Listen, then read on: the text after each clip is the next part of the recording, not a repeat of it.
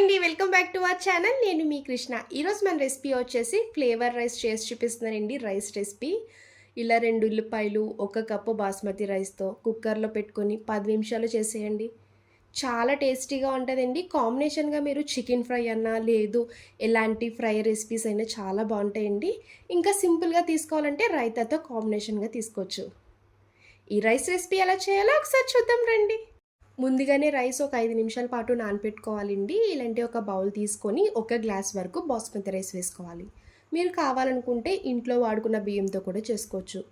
నేనైతే 1/2 kilo rice చేసి చూపిస్తున్నానండి. ఇలా 1 గ్లాస్ రైస్ వేసుకున్నాక 2-3 సార్లు శుభ్రంగా వాష్ చేసుకోవాలి. ఇలా వాష్ చేసుకున్న రైస్లో వాటర్ వేసుకొని ఒక 5 నిమిషాల పాటు పక్కన పెట్టుకోండి.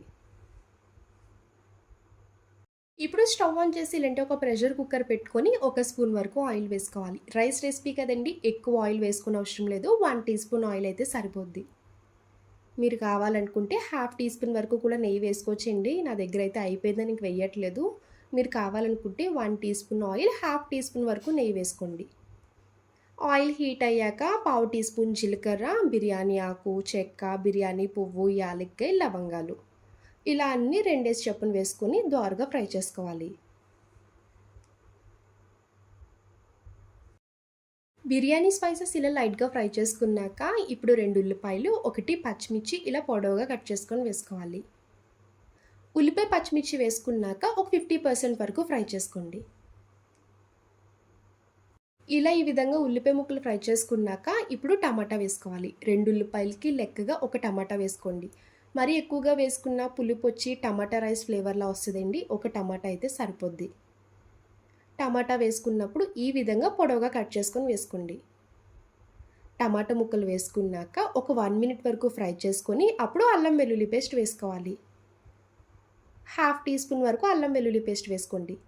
1/2 కిలో రైస్కి చేసి చూపిస్తానండి. 1/2 టీ స్పూన్ అల్లం వెల్లుల్లి పేస్ట్ అయితే ఫ్లేవర్ కరెక్ట్గా వస్తుంది, టేస్ట్ కూడా బాగుంటుంది. ఇలా అల్లం వెల్లుల్లి పేస్ట్ వేసుకున్నాక పచ్చివాసన పోయే వరకు ఫ్రై చేసుకోవాలి.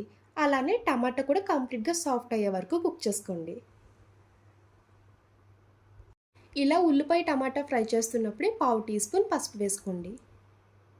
మీరు స్పైసీనెస్ ఎంత ఇష్టపడతారో దాన్ని బట్టి కారం వేసుకోవాలి. నేనైతే 1/2 టీ స్పూన్ వరకు కారం వేసుకున్నానండి. మీ టేస్ట్కి తగ్గ సాల్ట్ వేసుకోండి. రైస్ వేసుకునే ముందు వాటర్ వేసి బాయిల్ చేసుకుంటాం కదండి, అప్పుడు సాల్ట్ చూసుకొని అడ్జస్ట్ చేసుకోవచ్చు. ఇప్పుడు తగ్గించి వేసుకుంటే సరిపోద్ది. 1/2 టీ స్పూన్ వరకు మిరియాల పొడి వేయండి. మెయిన్గా మిరియాల పొడి వేయడం వల్ల ఘాట్ వచ్చి తినడానికి బాగుంటుంది. లాస్ట్లో 1/2 టీ స్పూన్ వరకు ధనియాల పొడి వేసుకోవాలి. ఇలా ఇవన్నీ వేసుకున్నాక ఒక 2 మినిట్స్ వరకు కలుపుకుంటూ ఫ్రై చేసుకోండి. ఇప్పుడు కొంచెం కొత్తిమీర వేసుకోండి. మీ దగ్గర పుదీనా ఉంటే పుదీనా కూడా వేసుకోవచ్చండి, అది మీ చాయిస్. అది నా దగ్గర లేక నేను వేయట్లేదు. నార్మల్గా కొత్తిమీర ఒకటే ఉన్నా కూడా చేసుకొని తినొచ్చు. ఇలా కొత్తిమీర వేసుకున్నాక ఒకసారి గరిటతో కలుపుకొని అప్పుడు వాటర్ వేసుకోండి. నేను బాస్మతి రైస్తో కుక్ చేస్తున్నాను కదండి, 1 గ్లాస్ రైస్కి 1.5 గ్లాస్ వరకు వాటర్ వేసుకోవాలి. వాటర్ వేసుకున్నాక ఒకసారి గరిటతో కలుపుకొని ఈ వాటర్ లైట్గా బబుల్స్ వచ్చేలాగా బాయిల్ చేసుకోండి. చూడండి, వాటర్ ఇలా బాగా మరుగుతుంది కదా. ఇలా బబుల్స్ వచ్చేలా మరిగినప్పుడే స్టవ్ మీడియం ఫ్లేమ్లో పెట్టుకొని నానపెట్టుకున్న రైస్ వేసుకోవాలి. వాటర్ లేకుండా రైస్ ఒకటే వేసుకోండి.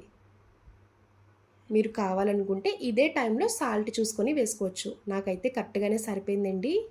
రైస్ వేసుకున్నాక ఒకసారి గరిటతో కలుపుకొని కుక్కర్ మూత పెట్టి విజిల్ పెట్టుకున్నాక 2 విజిల్స్ వచ్చే వరకు కుక్ చేసుకోవాలి.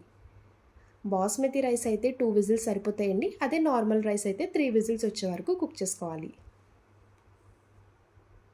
2 విజిల్స్ అయ్యాక స్టవ్ ఆఫ్ చేసుకొని కుక్కర్ కొంచెం చల్లగా అయ్యాక అప్పుడు మూత తీసుకోండి. మరీ వేడి మీద తీసుకున్న రైస్ ముద్ద అయిపోద్దండి. కొంచెం చల్లగా అయ్యాక తీసుకుంటే చూసారు కదా, పొడి పొడిగా రైస్ రెసిపీ చాలా బాగా వస్తుంది. ఇప్పుడు ప్లేట్లోకి సర్వ్ చేసుకోండి. మీకు స్టార్టింగే చెప్పాను కదండి, ఎలాంటి ఫ్రై అయినా కర్రీ కాంబినేషన్ చాలా బాగుంటుంది. ఇంకేం లేకపోతే రైతాతో కూడా తీసుకుని తినొచ్చు. ఇంట్లో కాయగూరలు ఏం లేనప్పుడు ఇలా 10 నిమిషాల్లో ప్రెషర్ కుక్కర్లో చేసుకొని తినండి. చాలా అంటే చాలా బాగుంటుందండి. సింపుల్గా కూడా అయిపోద్ది. చూసారు కదండి, నా వీడియో మీకు నచ్చితే లైక్ చేసి షేర్ చేయండి. అలానే ఫస్ట్ టైం చూసారైతే ప్లీజ్ నా ఛానల్ని సబ్స్క్రైబ్ చేయండి. డైలీ నేను పోస్ట్ చేసిన వీడియోస్ అన్నీ మీకు నోటిఫికేషన్ ద్వారా వస్తాయి. ఇంకా కొత్త రెసిపీతో మళ్ళీ కలుద్దాం. Bye friends, thanks for watching.